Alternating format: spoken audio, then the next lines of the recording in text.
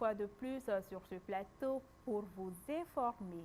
Plongeons directement dans les détails. La journée mondiale de la télévision est célébrée ce mardi 21 novembre 2023. Le Mali compte plus d'une quarantaine de télévisions et elle propose divers contenus aux téléspectateurs. Toutefois, des promoteurs soulignent que l'environnement médiatique n'est pas bien contrôlé.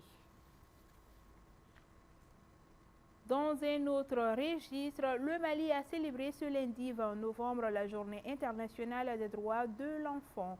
Cette 34e édition intervient dans un contexte où les autorités dénoncent l'utilisation des enfants soldats par les groupes armés. Le thème de cette année était protection de l'enfant en période de crise. Elle visait à sensibiliser la population sur le droit des enfants et faire des plaidoyers pour leur protection.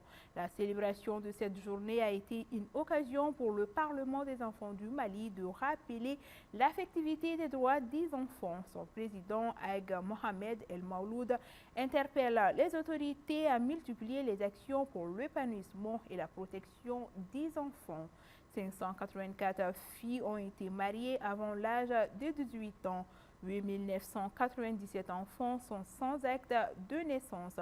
1065 enfants migrants identifiés. Le taux de malnutrition est d'environ 38%, plus 1700 écoles fermées, privant plus de 500 000 enfants de poursuivre leurs études. C'est ainsi le bilan que dresse le président.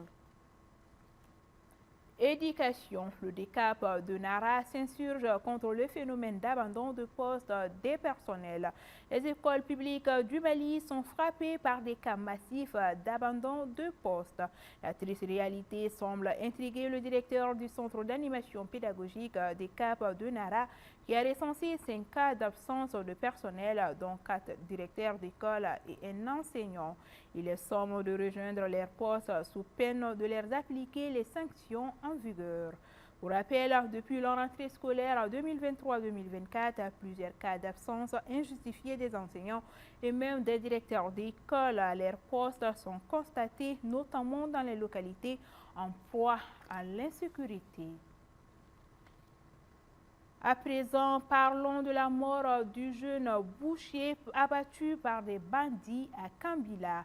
Dans la nuit du dimanche 20 novembre 2023, aux environs de 22 heures, un jeune boucher a froidement été assassiné par des bandits entre le marché des cathédrales et les villages de Ngorongodji.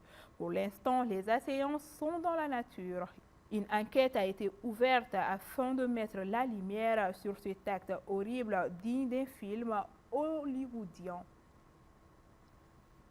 C'est tout pour ce flash. Merci pour votre constante fidélité. Rendez-vous ce soir pour la dernière édition. D'ici là, portez-vous bien.